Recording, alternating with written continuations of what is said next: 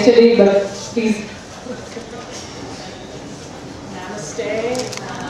Thank you for having me. I'm really honored to be here today.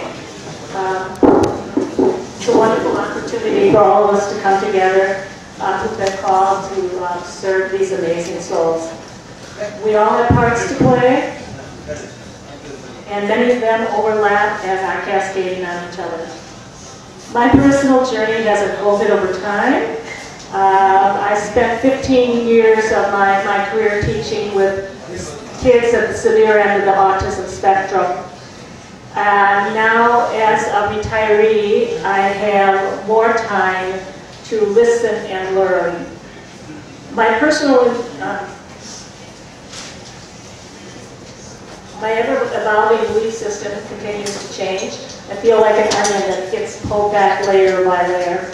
And I know that we're onto something so profound that we can't even begin to understand it. We're at like the forefront of ideation, and there's no one to really get information from other than the kids themselves. And so that's kind of what I've spent my time doing over the years. I wanted to understand the process. I wanted to understand my part. I wanted to understand what they're trying to do and what they're trying to tell us.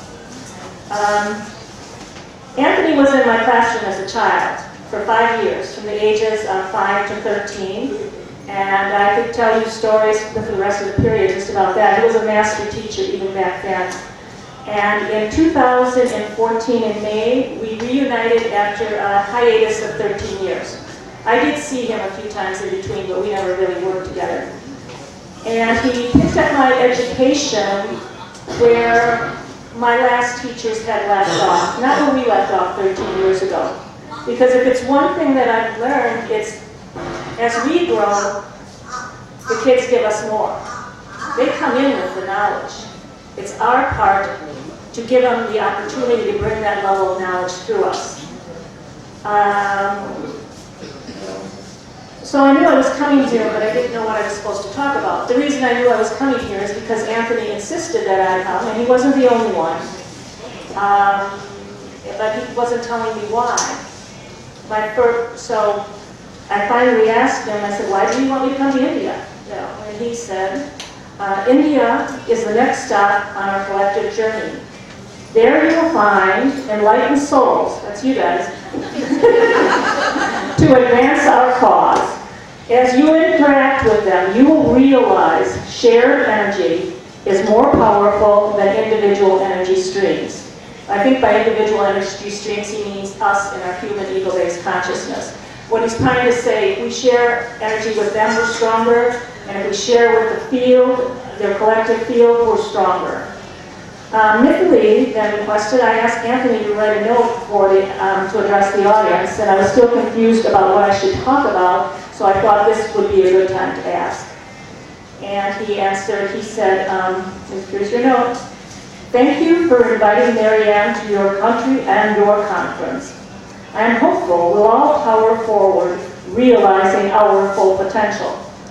When we all work together, so much light and love creates streams of awareness otherwise inaccessible.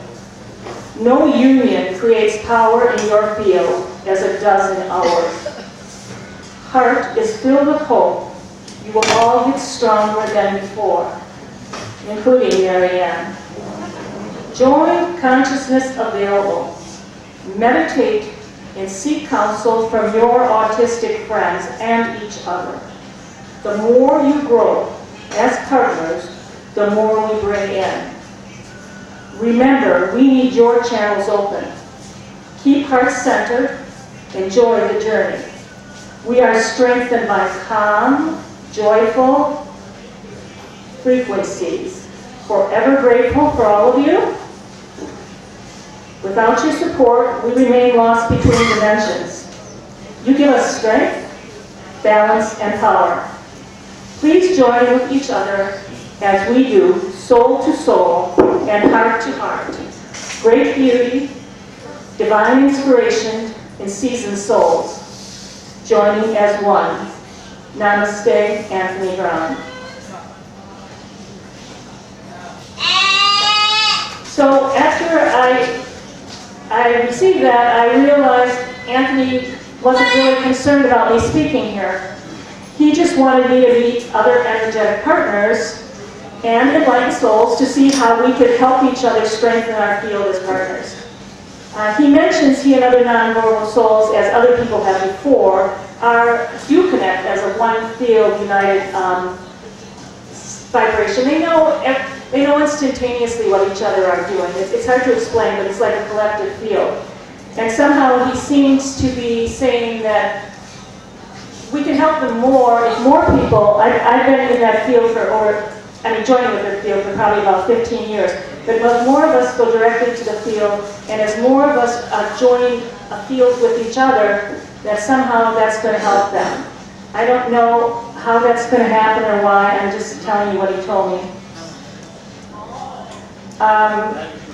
And then I was still a little confused, and he might have been a little frustrated with me by now, but this time he did something new. He used the word me, which kind of surprised me because he usually doesn't. He uses the word I sometimes, but me, it's just not a word he chooses to use. I don't know why, but all of a sudden he did, and I'm thinking he means any one of my partners, because I don't think he's that arrogant, but anyway, this is what he told me. He said, tell people at the conference, you are greater than joined with me.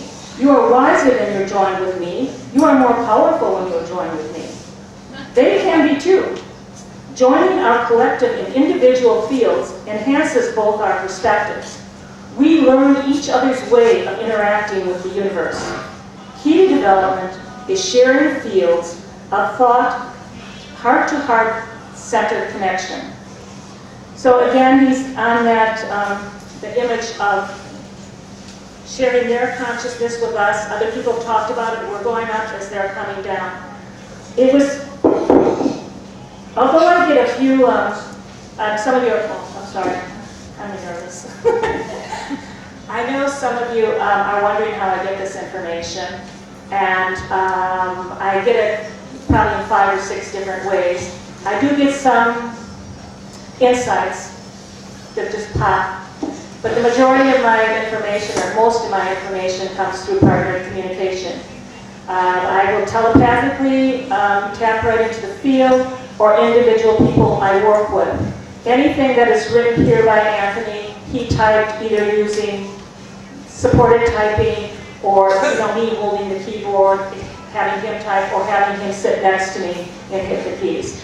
But that's not the only way we communicate. That's one of the ways that I force him to do it when I'm adding his name to something, when I do it on the internet here. But typically how we work and how he's training me to work more and more is he will type a few words, he'll start typing a few words, we'll do some support, then he'll do a little individual hitting the keys on his own, and we're practicing, different things by doing that, and merging our brainwaves and so forth. And then he will insist on getting up and walking away and having me continue on my own. Then he'll come back and he'll pick up mid-word, mid-sentence, right where I left off. He'll get up, walk away again, and it's like a dance we do. We're writing each other's thoughts. When he gets back, I kind of like it too. I've gotten used to it. He's not the first person who's tried to work with me that way, and it's getting more comfortable for me. But what he's doing now is not as comfortable for me. He's staying away for longer periods of time, and he admonishing me a little bit and saying that I have to be comfortable with that. And I like it. It's not about him anymore. It's about me. I need more reinforcement. So, it's true. So, what he had to say about that was,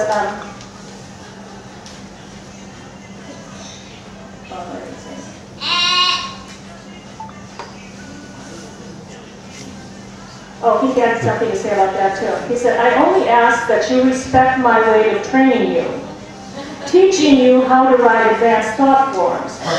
Empowering you empowers me. Empowering me empowers other souls of a similar vibration. Advanced souls waiting for you and others to catch up. Many frequencies being adjusted. So I'm learning to listen better, and I do let him talk from a distance a lot more. And I guess, and he's giving me more information on that. He's saying it's broadening our pathways and strengthening our connection. Like, for example, I'm in India right now, and I've probably so far today tapped into 6 or 7 of my people that I know that I share consciousness with, but a similar vibration. And I think that's where he's trying to train me to go. And so I'm listening more. I usually don't put that in print, but that's how we work a lot. He's also talked about the partnership, which he seems to be wanting me to talk about. And he said, when a partner's mind is at ease and in listening mode, our communications come through undisturbed by ego-based agendas. Partners need time to form this bond of trust. Partners learn by freeing themselves of ego dominance during interactions. It is a learning process with many rewards along the way. I asked Anthony what advice he had for the energetic partners here at the conference.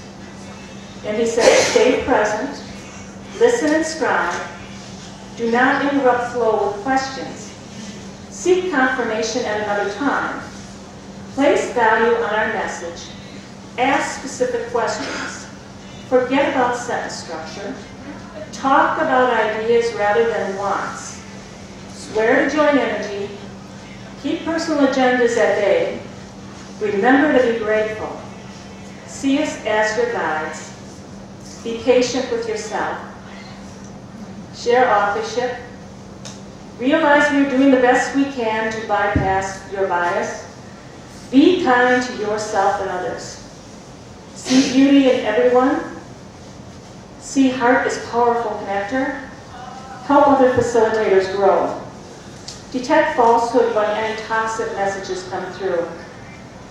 Anthony and other friends have led me to believe they have an expansive view of reality, since they are not limited by linear thought. They are in touch with their own soul, the souls of others, the universal field of thought, God. They seem to be able to know anybody that is anywhere, anytime in my consciousness. They do seem to share vibration instantaneous with all their friends, whether they be in India or in the United States, on the same vibrational level. They're definitely touched in with spirit. They have a multi-dimensional awareness in the way they perceive things, and they're and an interdimensional connections as well. On a more basic level, they have led me to believe that we are linking our conscious and subconscious minds, and our brain waves are matching in length and amplitude while this is occurring. They have suggested they also have some kids sometimes use my sensory system and bodily rhythms to varying degrees to increase their own balance and understanding. These energetic partner communications, I believe, beyond being a form of communication, because of probably the focus and the way the relationship is working, they seem to provide balance for the kids. It seems to help them be calmer. They have less behavioral issues. And I'm beginning to understand more what it's like to live here on Earth. And that's just one of the ways that we can train them to do that a little better. They've also led me to believe that, obviously, that the soul is separate from the body. And there's nothing wrong with the soul, no matter how it disables the body. They told me that the brain is a diffusing device, not an emanating one. So they've given me a lot. And they've also, because I don't really understand the process, I'm one of those, I insist on sharing authorship. I know that they can be suggestive and mirror our feelings and emotions and our thoughts, especially when we're talking about basically questing and things decisions we make with our normal ego of consciousness. If I'm bringing in higher thought forms, which I do a lot with the kids, then I don't question. I know they're the strong ones up there, it's not me. So I have a lot of confidence in that, but if I say, do you want an apple or an orange, then I usually like to have an alternative type of communication system in place, or be looking at body language and everything else too. Because I'm stronger in my conscious mind. They're stronger up here. And their conscious and subconscious does not seem that well connected, which is what we're working on.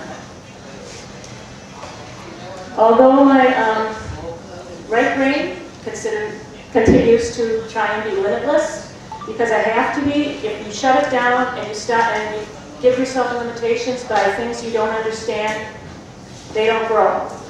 They'll stay there. They might stay there a year, 2 years, or they'll move you very rapidly to the next place, as long as you keep removing the limitations. And another thing is, if you do what they say, it really helps. Like Anthony told me to go to India, and another friend did, so I went. This is the biggest thing they ever asked me to do, but this is not the first time. This summer, they told me to pack a tent and go up north. One time I had, if you've seen the picture on my internet site, our Facebook group, that was two autistic adults who told me to go and take 3 people with me and take this picture at 3:30 in the morning in a particular town. And so, I didn't get all the people to come with me, believe me. Nobody wanted to get up at 3:30. But I took the picture and I got it. So you have to listen to them. Even though I share authorship, I do listen to them, and I take what they tell me very seriously.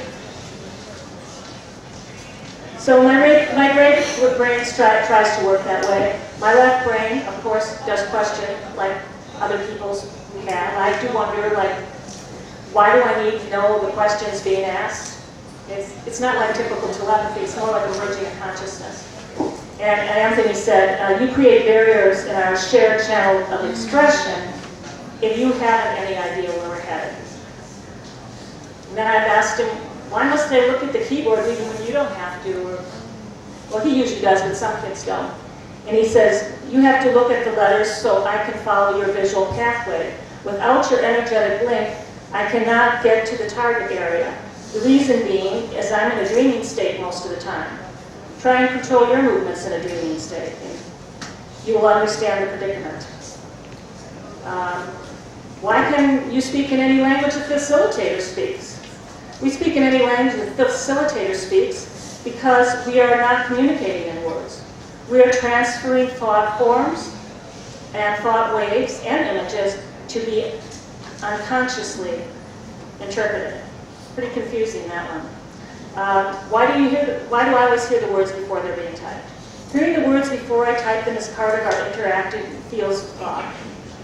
Paraphrase, I guess Anthony is saying that he is, and he's not the first one, is saying that the reason we can't answer these questions and why they can't pass a validity test is because they're impressing images and thought forms. It would probably be similar when Bandini talks about Esther Hicks and Abraham. If, let's say, Abraham was coming through to someone who spoke Finnish, it wouldn't make a difference. The same message would come through. If I know he's not doing that, but if he did, I know like a lot of people, for example, will channel Archangel Michael, and it wouldn't matter what language that was in. To summarize, our free-thinking friends will teach us as fast as we allow them to teach us. That's the trick. They'll only give you as much as you allow. As soon as you break a barrier,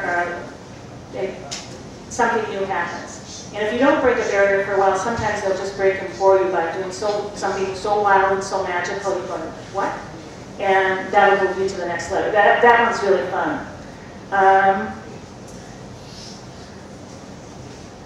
Okay, I want to go on to, that's basically Anthony's higher mind, and he brings messages through for that. But what I wanted to talk about too is his conscious ego-based mind. Like I said, it's like his higher mind is like a funnel. It's got this expansiveness of the universe, everything, the universal field of thought, all these connections to spirit, to different people that are up there and they know, and it's mind-boggling. And Akashic records, you might say, he seems to have all that. But it's coming through this narrow little funnel and it's trickling down. And I'm kind of the funnel. So if I'm only this wide open, that's all he can give me. If I start removing boundaries and let him get a little more and a little more and a little more of his light and experiences are starting to stream through. And in addition, more of my earthing energy can kind of help connect my electromagnetic field can go that way. I mean, that's kind of how I visualize, and I keep hoping to keep widening the spout. And in hopes that he can go up and down easily and safely and not need me anywhere around him to get that level of communication through. I listen to Anthony in his area of strength, which is up here, take it very seriously. But I also visualize him and others as having lights on in the attic, but no foundation. So I do not ignore the foundation.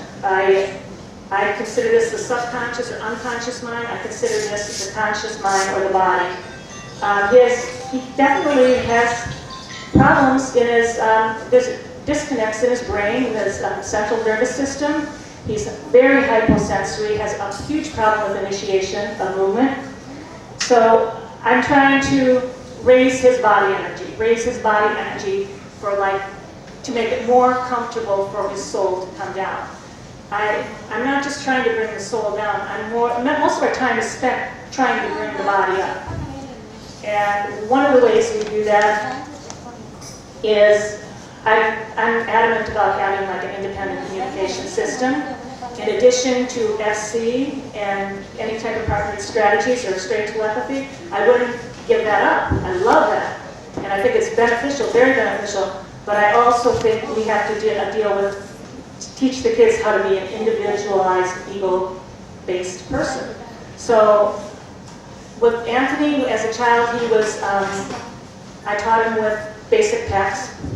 He took off on that. It was the funniest thing. It took him about a year to get it, and it was on Valentine's Day, and he finally pulled a heart off the wall, and he was giving me tickets, but he wasn't really discriminating. He'd been dropped from speech for not discriminating. So he gave me the ticket, and it was like a Helen Keller moment, and I gave him the candy heart, and he's going, oh, I get it now. And then he just kept doing it and got it. And it only took from 2 weeks to go from that to probably 450 words on all my walls, but my walls were lined in Velcro, and he figured it all out. And, about 2 weeks later, I was really impressed. I was teaching, and he came over, and he had a ticket for a quarter, a ticket for a stick of butter, and a ticket of a nut. And I'm thinking, what's all this about? So I felt it was important, so I stopped. And he took me to the teacher's lounge, and in the candy machine there, which he had run into in the morning, because that's what he did, he ran everywhere. He had seen some Nutter Butter cookies, and so he wanted me to buy those for him. So he went from not really discriminating to that level of putting the tickets together to try and get his message through. So I do believe in that, and since I've been working with him now, we're basically using different iPad apps, Prologo to go. And truthfully, when he's using his conscious mind, Anthony prefers to use pictures and symbols to words. He will choose that. If I, for example, he always wants French fries from McDonald's. So if I have the McDonald's picture there that says French fries, of course he'll go to it. So I took it off and just wrote the word French fries, and I have another picture that's nothing like it, but it says potato wedges. He'll go to the symbol that's the closest rather than the one unnecessarily. So his conscious mind seems to prefer the pictures. And another thing, with FC, for example, when he's bringing through higher streams of thought, hey, he's the man there. He's the powerhouse, not me. So I don't care if he's showing me that he understands, he's comparing picture to word and words to objects or where we're going. But when I'm teaching his conscious mind from the bottom, yes, I do, because they do seem so disconnected. And I'm not just talking about Anthony, I'm talking about the kids in general. So as I'm pulling them up and I'm bringing them down, I'm doing two separate things. I'm teaching at a very elemental level, this conscious mind, and I'm streaming down from the subconscious.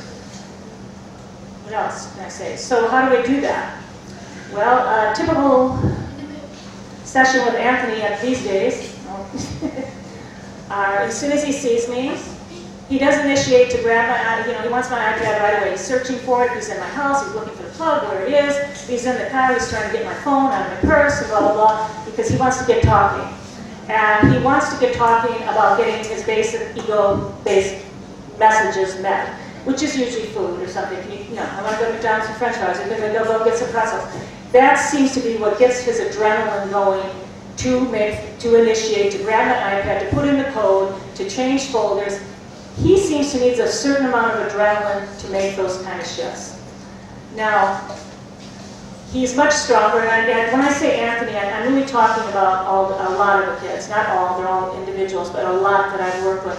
They're all strong, and those of you who are teachers know that.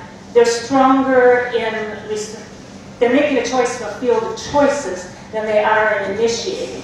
So if he's working from a field of choices, yeah, it's much stronger. I can ask, how are you feeling? And you know, out of 25 or 30, he'll tell me how he's feeling, or where do you want to go? He'll tell me where blood wants to go. What would you like to work on? He'll tell me from that. But he will not take my iPad and open it and go and say, oh, I want to work on this today. It doesn't work that way. And we're working on that. I mean, I'm working on it. Like the other day, for example, I was trying to get him going because he went into the bathroom and his mom and I were in the living room, so I stole his gloves and his hat, and I thought, well, that'll get him. And the first time he just came back, and sure enough, he just stood, he must have read my mind that I did it, because he went and got his coat, he knew they were missing, he came and stood in front of me. But he did not take my iPad, he did not open it up, and he did not ask me for them. But then I did open it up to the page where clothing items were, and sure enough, he said he wants his hat and gloves. And then the next time, of course, you know, I did it again another time, and then of course he knew the drill now, he went and asked for it. But that's a constant thing we have to work on at a practical level. The other thing I do, well, so that's how we start. He'll ask me where he wants to go, and blah, blah, blah. And he always decides what we work on, because I'm trying to strengthen his ego. I don't want to tell him what we work on. He's the teacher. Sometimes he'll say that he wants to write something, sometimes he doesn't. Sometimes he'll say he wants to hit, you know, independently, like an RPM strategy. Sometimes he'll say FC. Sometimes he'll say telepathy. Sometimes he'll say I want to go to the park and play catch or ride a bike or whatever. And I try to honor that and do it in the order that he wants, because I'm trying to get him to have more control over his physical environment. And it works pretty well. He's somewhat independent, considering how disabled he is. I mean, self-help skills are all in shape, and you know, he does the dishes, makes the beds, helps his mother with the groceries, can check out at the grocery lane. She's really wonderful. She keeps him active in other things. He does adaptive sports like bowling, swimming, track and field.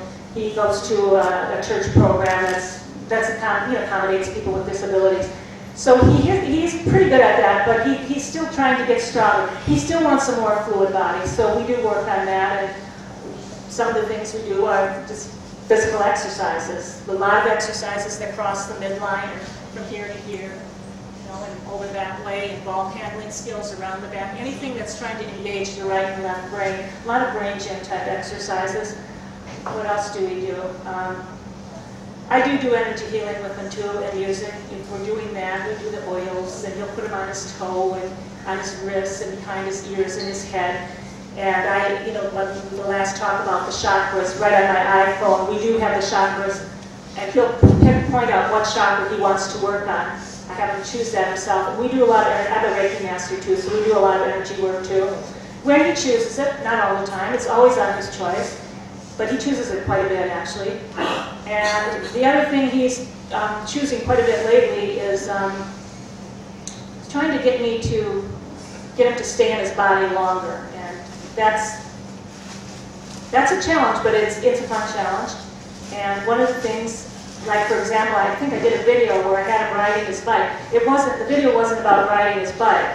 The video was about getting the bike out of my condo, out of 3 doors, down the steps, around the corner, getting the helmet on, because for all that time he was doing that, all that heavy movement, adjusting the bike, he couldn't fly out. He had to stay and do that. So I made 3 minutes. I got 3 minutes. So I look for things like that to keep him involved for 3 minutes. Uneven terrain, walking in the woods. Great if you've had a storm and a lot of branches and things that fallen down. You want them to do things where they're staying in their body. A hill that's just a little too steep to run up or down. Yeah, they can do it, but they're going to have to stay present to do it. So I'm very much believing into staying present. Another thing I've added to his ability to staying present, which is kind of just a couple things, but I'll just poke him or tickle him or try and keep him going, because anytime you have a reaction time, whether you throw something, their body naturally reflexes and they have to stay present. Or we'll play catch and I'll do it real fast, close together, right at his face, so he's got to catch it. If he doesn't catch it, he's going to get hit with the ball, so he always catches it. That makes him stay present with me. And I'll even pay him off, like I would if he was a young child. I'll hold a pretzel or something and say, Anthony, if you can stay with me till I count to 30, you get this. And he'll be struggling, and he'll do it. Not every time. He'll maybe get 50% of the time where he doesn't have to fly out. So I'm trying to get him to be more comfortable in staying present. What Anthony seems to be wanting, well, so that's kind of, what else do we do? That's kind of it. I don't know if you have any questions. But at the higher end, we're working to bring this down. We're working to bring this up.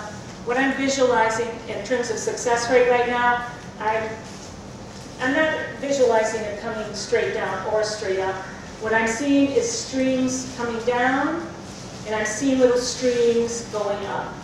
I'm thinking somehow he thinks that if I would work a little harder, or learn a little more, or pick something up that I'm missing, or join these fields he talks about, that the more powerful I am, or the stronger I am, the stronger he is, and that will expedite the process a little more. So, I don't know. That's Anthony.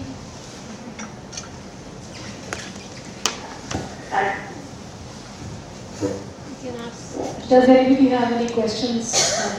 Yes? What are the tools you are using to keep self in alignment when you are with Anthony? To keep myself in alignment? Okay. I try to go right here real quickly. I try to go to that place of unconditional love quickly where you don't have any ego.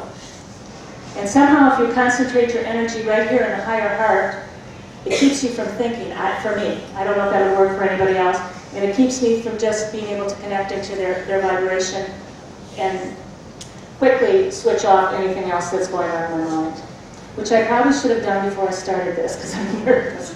But that's what I do. And it seems to, I've been doing it so long, I can do it usually pretty quickly. Anything else? Most of the facilitated communication is coming in the form of written stuff or Typing. typing. And in terms of writing, Anthony, there's Anthony, he's the same as before. He can copy any word. Like when he was younger, I'd have him pick the picture, we had Alpha Smarts back then in computers, and he'd stick it up on the Velcro, and then he would type the word. He has trouble sequencing letters into words unless I'm right there giving him an energetic prompt again. And I don't know when and if that'll come. It does come if there's some incredible adrenaline.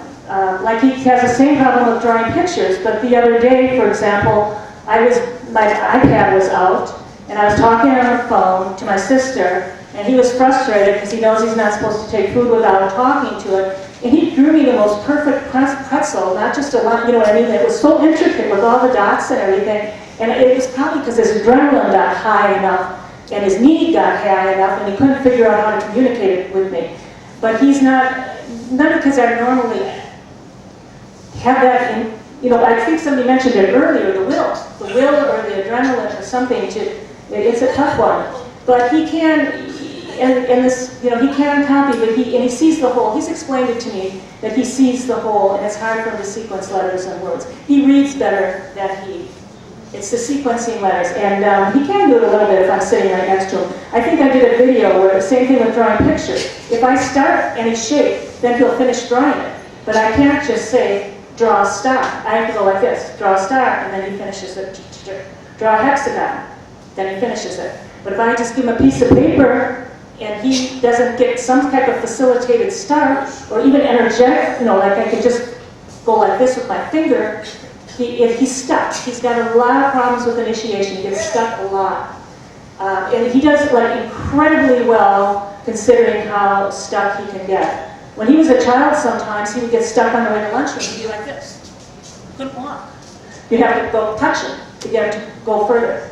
So I think he's doing, you know, marvelously considering the things that he can do. You know, I mean, he can play catch, he can throw a basketball, he can ride a bike.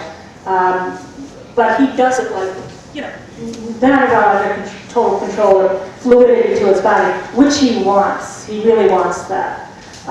He wants to look like everybody else. He wants to be whole. He wants to retain his gifts. But he wants to really enjoy life too. And, you know, like be like everybody else. Yes? I have two questions rather. One is, what's his mother like? Anthony's mother. What's your relationship? How do you relate to her? The second thing is, would you think about you've been sitting for 2 days and for this seminar? I know when I invited you 6 months ago, you said, I don't think I want to make a presentation. I don't know what to talk about. Because I was afraid. Would you think of doing something like this in California, a theme based on spirituality and autism? How would America react to that? There's 2 questions. I'm learning to say yes. I'm sorry, this is my first time I've spoken and I am very nervous. But I think I can get better. I'm less nervous. Yes, I would do that. And the relationship with Anthony's mom? Anthony's mother. Okay, Anthony's mother's wonderful. She's kind of unique in the way she's raised him, very unique. And I probably shouldn't, well, I will share it. His Christmas card that he wrote for her, I'll share a couple lines that I hope he won't mind or she won't mind. But he called her his heart holder. And I thought that was like, that was some pride. He goes, thank you for being my heart holder. And he also said, Mom, how do I remember this? I'm trying to think of, Mom, the best thing you've ever, I'm paraphrasing, the best thing you've ever done for me is have faith in me as a whole person. Like I said, Anthony does not want to be seen as this. He does not want to be seen as his body movements. He wants to be seen as a whole person. And she does that. She doesn't do any of this type of stuff, but she does that incredibly well. She's kind of amazing. She accepts the way he's accommodated himself. And he's done some amazing accommodations. Like from the time he's little, he crosses the street in front of his house by himself. And everybody else thinks he can't do it. But she knows he can. She showed me, so I believe her now too. I mean, I wouldn't do it at school, but he knows exactly what he's doing. And one of my favorite things of teaching him, I used to say Anthony's his own best teacher. You should write a book on him. One time when he was little, I was trying to teach him to tie his shoes like all the kids, and he'd gotten the first knot down, okay? But he couldn't get that double bow thing, and so all of a sudden we were in the cafeteria one morning and I looked down and Anthony's shoes were untied, and I was busy, as I always was. They had a whole group of them. And a minute later, I was thinking, well, I got to tie Anthony's shoes. So a minute later, when I had a moment, I looked down and they were tied. And I went like, how did that happen? And so I asked Anthony, I said, Anthony, so I untied his shoe. I asked him, untie your shoe, Anthony, let's see what you did. And what he did was, he went 2 double knots, then he took the thing and slipped it through this way and made a bow. Now, just last year, I saw that on YouTube to how to teach your toddler to tie shoes. He invented that, you know what I mean? And it's now a real popular thing on how to teach your toddler to tie shoes who can't do the double bow. So he's taught himself a lot, but he doesn't do it in a typical way. And she's been very, very good at that. She doesn't expect him to be typical. She watches the way he does things, and she appreciates it, you know? And she says, oh, okay, yeah, I get it. You're doing it that way, that's fine. You know, she realizes that he has a certain way that he can get his body to move fluidly. And what he fights to do that, and the determination he has. And if you trust in him, trusting in him as the leader or as the teacher, you're getting a lot further than expecting him to do anything your way. Because it's much more difficult. He's doing it the best way he can. And by saying that, I'm saying all our kids are doing it the best way they can, not just Anthony. So if we really watch and really realize that they're trying to accommodate themselves, they're trying to calm themselves down, they're trying to be as balanced as they can be. And, you know, if we watch that, then we can kind of see how we can assist them in doing that. In way back when I connected with you through Nandini, your Facebook, when I connected with you, I was thinking that for this conference you would be the best person to come and give your worship with Anthony. You said, I don't think I can come, I don't think I am going to present, I've never done it before. But it was Chandru who said, Marianne will come. Well, Anthony said it too. Yeah, so he said in July, Marianne will come. So I placed everything on his words, that you are going to come. So that was like a foregone conclusion. The second question is, we are hoping America would do something like this. Yes. What you have done. Yes. Thank you. I have a question for Maitri ma'am. Ma'am, why did you ask, how does the mother take it, or why did you ask about the mother? Because mother is very important. She's the first teacher. So she's produced Anthony, right? So she must be very special. So I wanted to know about her also. She is. She is. I mean, I could tell you a joke right now with regard to some other people, but it's pretty good. It would really show you how she is. I guess the only way I can say she's different than my other autism moms, they all love their kids. She's been less protected from day one. For example, they moved into a new neighborhood. They're not in the best neighborhood. And when she moved in, she went to the park. This is when Anthony was about 8 or 9 and was in my class. And my other parents would have never had their children out of their sight. And she went over there, but she knows her son. And she was more worried about the twins who were a year older as far as getting into trouble. So she went over to the park and she went to all the neighbors and she said, my son's nonverbal and he's autistic and and your kids better not pick on him or he might pop him because he's autistic and he's going to go and play in the park like every other kid. Now, we just don't do that in the United States. We're always with them. We don't give them that freedom to go over. It was right across the street, of course, and he did have brothers and a sister, so it wasn't like he was totally by himself. But she did give him freedom from an early age, which I'm not saying I just found it more interesting. I mean, most of my other parents didn't. They were always, because the kids can't talk, it makes you worry. Let's face it, it makes you worry. Their body movements, they're impulsive, it makes you worry. She's just been a little looser about that, but I think another time Anthony typed to me, Mom's the best mom for me. Mom, you're the best mom for me. And I think every one of these kids chose the best mom for them. And Anthony's not like everybody else, so just congratulate yourselves if your children chose you to be the best parents for them. That's it. Miriam, once I read Anthony write about Tesla. About who? Tesla. Yeah.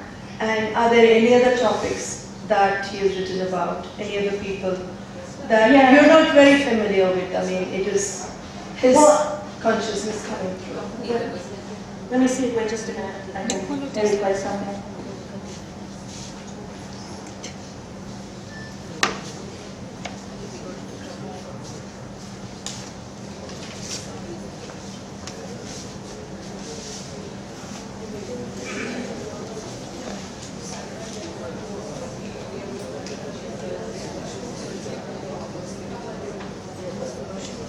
Why is this not doing this?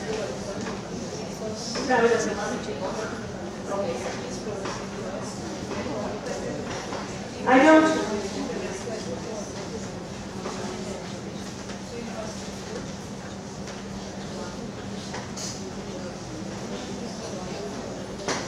Okay, this is not about Tesla. Yeah, he does like Nikola Tesla. And like I said, I have more faith when I ask him how the pyramids are built, or to bring through Nikola Tesla, than I do when I ask him once in an apple and orange. Because like I said, there's a difference between the conscious and the subconscious. But this was the first note he wrote for you, Nathalie. And unfortunately, I liked it so much, I posted it. So it was on a lot of you already saw it, but I'll play it now for those who haven't, because I've got that right here. Oh, I need to get it.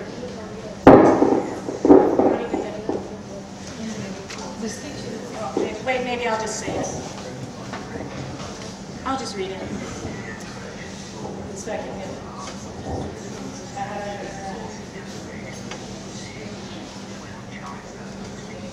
Okay, I'm just going to talk over because I can't turn off his voice and it's too soft. He said, the torrent of truth lies between the seen and the unseen. Features of consciousness teach us to be aware of loving vibrations. Dear treasured thoughts form pathways for soul ascension, forcing elevation of all seeing people to energize those people who do not yet see. The light racking their souls to unite with God, reaching, elevating, and surrendering truth to truth within all humans, yet to be reconciled with divine inspiration frequencies. In turmoil, but will level out our personal electromagnetic field to join the collective field with increased light and power to bring forth a kindness much needed for Earth's survival. I think he's talking more about, in general, all of us and how we can help each other elevate and ascend or whatever. I ask those of you here today, because this was originally meant for you, to join with our field of autistic souls to help ignite those ready to realize a kinder way of being. Each soul joining us forges a channel of increased love, which ripples among all peoples they interact with. I wish you joy, light, and love on this internal and external journey of the soul, no longer separate, but reunited with the treasured source, the God within. Love is eternal. Everything else is illusion caused by separation. Great change occurs when we join our souls as one. Know that an open heart is key for this knowing. Enjoy the journey. I am with you in spirit. Love, Anthony Brown. So that's kind of how he writes. I have tons of that. I have a computer full of it, but that's kind of how he sounds when he writes. Yes? Yes? Has he also gone through formal education? No, I think he came in knowing. He had me for 5 years. And after he had me, he was in, I don't think people realized how much he knew, let's put it that way. He was in a self-contained classroom, not the best one, and he did, basically just some life skills, I guess. There was no FC in between when I left and when I came back after 13 years. He was pretty well proficient in text before that, so he probably, I would hope, continued to use that or some type of communication book for that. But no, he just knows this stuff. These kids come in knowing, that's the point. They don't really, people worry about them being fully, well, I'm stepping on some toes here, being fully included and going through a formal education. They already know more than I'll ever know. They just come in that way. They're waiting for us to catch up so they can teach us more. They got it. They got it. They never lost it between lifetimes or whatever. They're there. But what they need us for, they do need us. They need us to get that body up and working. We need to get us the more fluid. They need us to get it more comfortable. They're not going to descend if they're in pain. We got to get the train off their foot, so to speak. Nobody cares about anything if a train's on their foot. That's all you care about. And so what you try to do is, strengthen the ego, try and build up the body, and I think that's easier to do, like at your center, or when I saw the kids walking in the mud and stuff like that. That's good for them, And when you're in a self-contained class, you can't always do that. And it's all right to do it if you can get the therapies on the outside, or if you're an astute enough parent to do that. That you know that when you get home, you need to take your kid for a walk. Kids walk for walks in the woods. You need to have them feeling different textures and things. You know how to do the joint compressions and the brushing. And you do all those things, it's okay. But otherwise, I don't believe that they would belong, and I feel that way in your opponent, because we talked about that a couple years ago, and I was so impressed with your school. I believe they need a therapeutic environment to make the body more comfortable. I remember you were talking about giving foot massages, and I thought, right on, meet them in their feet, get them comfortable, get them to like their bodies. She used to give in a center for moms also. Nirupama in her center, she used to give for moms also, foot massages. To give the moms foot massages? Yes. Not me, your opponent can. She used to give. I'm giving them to the kids, but I'm not giving them to the moms. She used to give. But no, some of the kids, especially if they're tactily defensive, seriously, you can meet through their feet. It's a very good way to meet them. And also it's stimulating the brain because you're working all those neurons with the massaging the feet. I usually don't do that because, I work in a public school setting, but I do a lot of hand work. A lot of joint compressions on the fingers and on the wrists and the elbows. I do a ton of that. And have a lot of head pressure.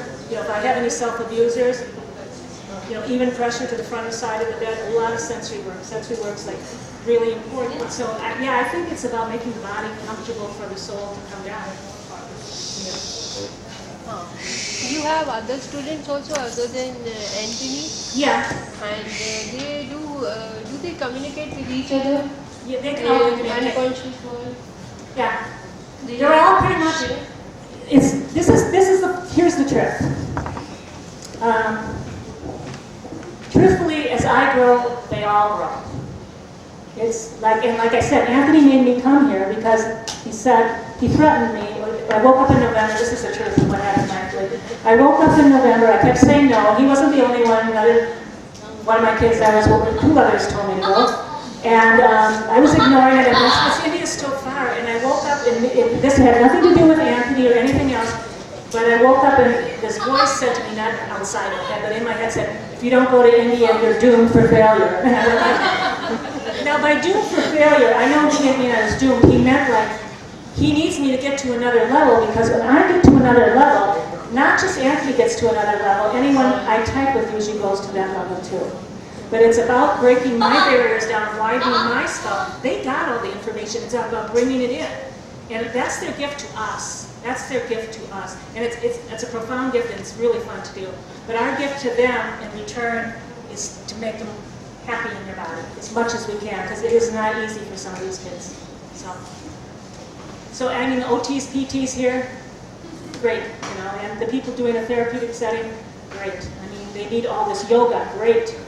You know, the energetic music work she was doing, great. Energy healing, great. Anything that makes them more comfortable. And facilitation does too. To be perfectly honest, it does. Because they're in training, like Anthony says, you know, like I'm in training his brainwave. So if I meet him up here, and I want him to really calm down, I can kind of lower my own brainwave, and he'll follow me down with him. And like with FC, I think it's probably a little faster brainwave than RPM, because he has to hit the keys on his own. It's shorter, so it still calms him down. Is it the best way to bring information through? No, he'd rather just talk to me and have me scribe. But that's not going to calm him and bring him down. So there's reasons to do everything. There's reasons to go with telepathy. There's reasons to do supported typing, FC. There's reasons to do RPM, and another reason, there's reasons to do all of that. It's just understanding what they are and how you're using them, so you know what you're doing. But I think they all have there's reasons to use independent communication too. But it's you got to just understand what you're doing and why, because you're trying to make the child as whole as he could possibly be. Because that's what he wants you to do. Help me be whole. Help me be regular. Not regular. We don't want him regular. We want him to keep this, but help them be happy. That's it. Be happy. That's what, like Nandini said, she wants to be happy. So do they. You know, everybody wants to be happy. While doing FC, how you differentiate between this your thoughts or his thoughts? What? All about the thoughts thing. Okay. She asked me how I feel about FC, whether it's your thoughts, his thought. That was a great struggle for me because, like I mentioned earlier, I hear the words before they're being typed. I used to ask facilitators all the time, do you hear the words before they're being typed? Do you hear them? And they'd all say, no. I'd ask, do you hear me? No. So I thought, well, must be me. But then it shut me down for a while. It prevented me from going forward. And everything Anthony, he'll tell me, and the kids will tell me, no, you're hearing me perfectly. Just stop it. You got it. You're doing really good. You're letting my consciousness come through. You've got to stop that. You've got to listen and trust. So I do that, and I do believe he's getting stronger, and the other kids are all getting stronger too. But in the meantime, because this isn't an inexact science, and I have seen, and probably in myself, I have seen where they can hear your thoughts and feelings, and I've been around long enough to see the damage that's been caused by that. So I do believe, I don't really question when Anthony's up here talking about Tesla, because I don't know anything about it, or different things like that, because I know that's him, or spirit, maybe not him, or I don't know where it is, but it's, like you said, it's wiser than I am. It's wiser than I am. It's smarter than I am. So I don't believe that's me, but I do feel, and we've seen these things, when a person is making a life-changing decision, that's a conscious ego decision. I always, I don't know. I don't always trust it. I mean, I do and I don't. I do, but at the same time, I want to know that, I want him to know my independent communication. I want to look at body language. I want to look at everything that's going around the situation and then make a kind of a decision. Because I think that's where the problem is when they're using it, they're using their conscious mind. Because your conscious mind is stronger, okay? Their subconscious is stronger. But if you're making a conscious choice, like, do you want to go to the beach or do you want to do your homework? And you want him to do his homework and he wants to go to the beach, and your thoughts are strong and he's trying to balance out a system. Sometimes if they're trying to balance out their system, they just want to follow your brainwave. He's going to say, yeah, I want to do my homework. No, he doesn't. He wants to go to the beach. So I just share, I do the best I can, and I share authorship. And I say, I give Anthony the credit, all my typers the credit, but I also look at it and I accept the responsibility. I accept the responsibility of anything I say. And very careful. I don't make predictions, things like that. My kids have told me, yeah, they see trends. They see what could happen, but any one person can do something that changes the tapestry that gets rewoven. So it's not like I don't ask those questions, I don't share them. I talk about a lot of conscious-based stuff with Anthony, but I don't share it. You know, it's like I'm a therapist then. It's between him and me. Well, usually he's my therapist, but it's not, you know what I mean. But it's not something that I would put out there. Because it does happen. It has happened. So I just think, again, that's no reason not to facilitate this. It's a reason to have an awareness of it. In case it's a life-changing decision for the child. You better make sure that it's, you know, if it's choosing between an apple and orange, it doesn't matter. If it's choose between staying home with mom and going to a group home or something, that matters. So make sure you know what he really wants. That's what I say. Are we done? Thank you very much. Wonderful.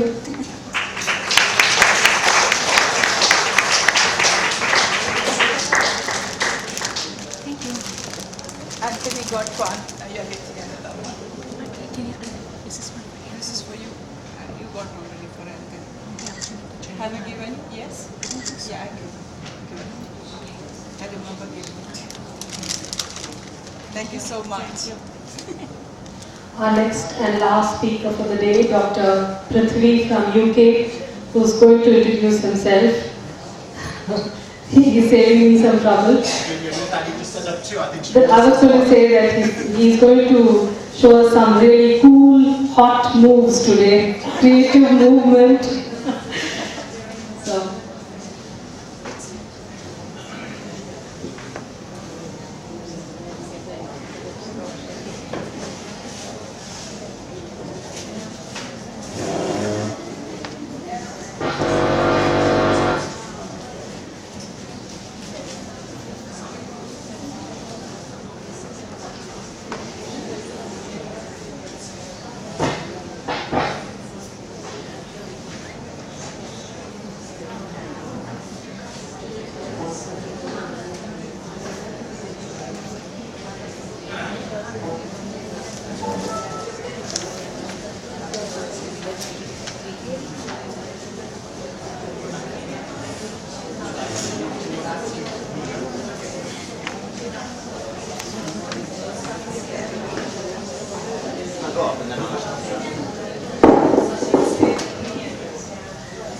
Hopefully that should turn on. I'll introduce myself in the meanwhile, that would be a good way. My name is Prithvi, as Nirmal said, and I'm a lecturer at University of Northampton in the UK. That's my daily job, that's what I do, teach on various programs around. Speak slowly. Okay, I will. So I teach on various programs on mainly autism modules at master's level, bachelor's level. But I think the reason I'm doing this talk here is with my other hat that I used to wear in the past, which was I was a classical dancer for about 20 years of my life, when I also used dance, creative movement with children on the autistic spectrum. I started using creative movement or dance, whichever word you want to use, with children on the autistic spectrum around 20 odd years back, I think.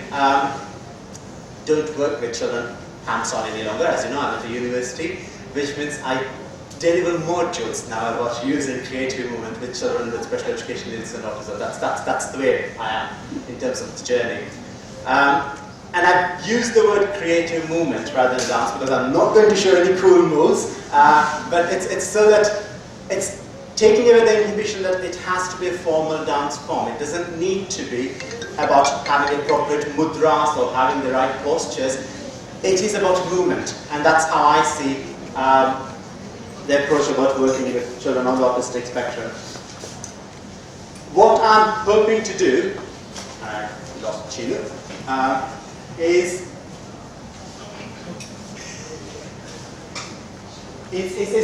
broadly speaking, I'm actually going to go back to some of the theories around autism, some of the neurobiological theories, cognitive theories, and see how does that relate to what we are talking about in terms of developing skills. What does that mean in terms of understanding social behavior or anything else? And if you are brave enough, maybe we will do some movement. Okay, but that's optional. That's choice. I'll come to that at the very end. So I will show a couple of videos as we go along, but they won't be actually about movements. They will be actually about other bits. And I'll be asking you questions. One of the problems about having a teacher in front of you is I'll stop and say, do I make sense? And indulge me. So if you look at dance or creative movement, obviously initial idea that most of us have about dance is that it is about performance. It's about standing on a stage and putting on a show. And when we relate it to children that we work with or we are with, not all of them are going to do that. They're not going to actually learn the form of dance and perform in front of you. For me, creative movement or dance can actually be approached at various levels. You could actually look at it as a source of enjoyment, just pleasure, happiness, being who you are. And I'm hoping I'm not just the weird one who moves along when the music plays. I'm sure some of you will be doing it. Not necessarily a dance form, but you move according to the music. Okay? So it's just because you feel joy in it, you enjoy what you're doing.